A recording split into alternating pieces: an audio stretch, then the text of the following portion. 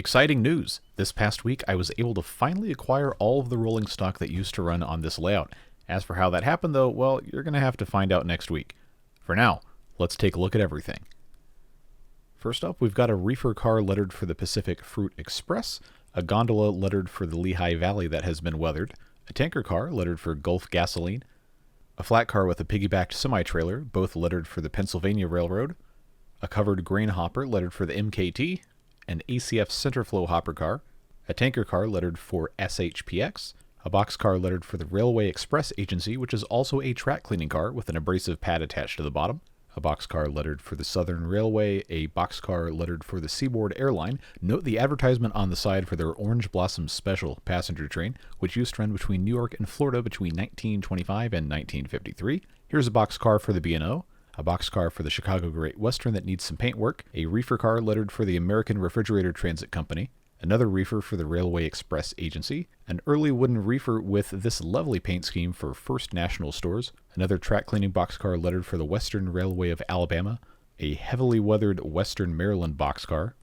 a boxcar for the Wisconsin Central, another boxcar for the Southern Railway, a flat car with an absolutely enormous tree trunk load secured by real chain. I don't know how big this is in scale in terms of feet, but it's gotta be at least 12 or 15. Here's a caboose for the Central of Georgia Railroad, an open hopper lettered for the Pennsylvania Railroad and advertising war bonds, and a partridge in a pear tree, or in this case, on a boxcar. That's everything that's currently in running condition. There's plenty more in varying states of completion though, including this Southern Railway tanker car, which is fine, except it has Rapido-style couplers, which I can't currently run. Along with that, there's this Southern Railway gondola with a coal load, also with Rapido couplers, and a tanker car for Quaker State Motor Oil that has a single Rapido coupler and nothing on the other end. This Southern Pacific covered hopper is weathered nicely, but it's missing an entire truck and coupler. Here's a nicely weathered wooden reefer car that is missing an entire truck and coupler on one end and one wheel set on the other.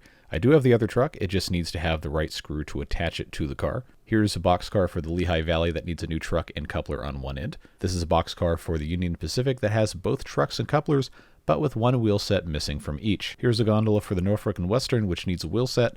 This livestock car for the Southern Railway needs two wheel sets, but has both trucks and couplers. Same story here with this Seaboard Coastline boxcar. Here's a Central of Georgia boxcar that needs a wheel set. This Southern Railway boxcar needs a wheel set as well. This mobile gas tanker car is anything but. It's not going anywhere without any trucks. Here's a caboose for the Southern Railway that is missing one truck, but is otherwise nicely complete. And I also have this Purina boxcar shell with various parts, but no base or trucks. As I mentioned in a previous video, this layout was home to a trio of Central of Georgia diesels, a GP7, and two Fairbanks Morse units. Turns out those are a hot commodity on the resale market, and were sold before I came into the picture. I'd love to acquire some similar locomotives eventually, but it might take a while to hunt them down at an affordable price. We'll see what happens. Curiously, despite having 0 passenger cars in the lot and being pretty firmly set in the mid-century era, there was a lifelike F40PH and Amtrak's Phase 3 livery in the box of parts cars. It is missing a motor though, so it isn't going anywhere anytime soon. Could be a good project for the future to get a replacement motor installed. Let's also not forget what came with this layout when I purchased it. We have a pair of open hopper cars, one with Rapido couplers and one with a single Rapido coupler and a single Microtrains coupler, plus this Clinchfield hopper with a coal load that has Microtrains couplers. I'm going to assemble a consist of freight cars here and see how it looks behind our Santa Fe F7. The track cleaning boxcar didn't want to play nice, so I'm going to set it off to the side for now. And since I had some trouble with the Kato couplers last time, it was great to see the one on the back of the locomotive pulls these Microtrains equipped cars just fine. I'm going to let you enjoy the sights and sounds of this train for a moment, and we'll get back into it.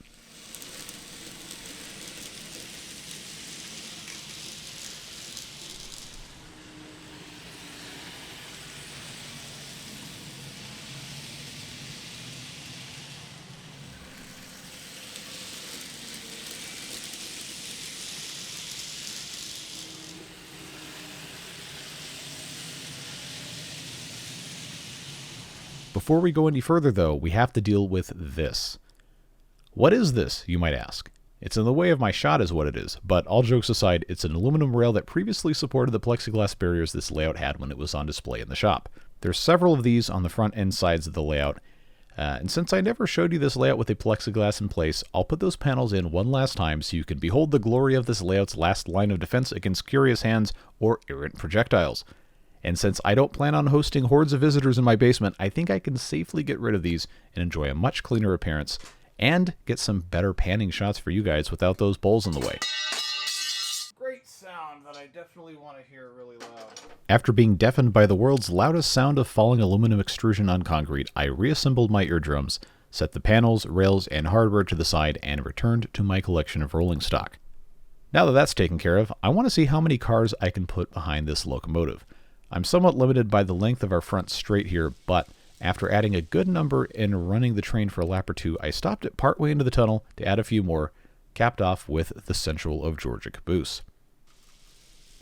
And it looks like that Pennsylvania hopper is troublesome for derailments, so I'm going to set it to the side and put the rest back in the consist.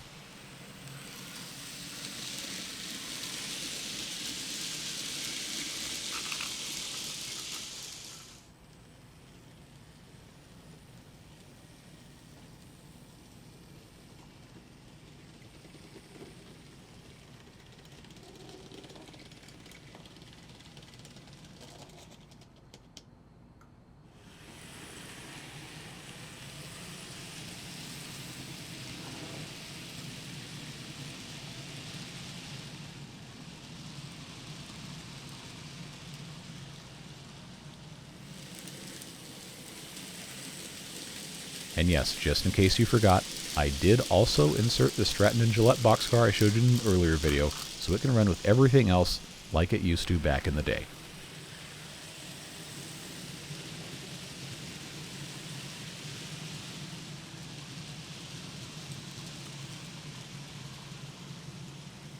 I'll give this whole train one last pass.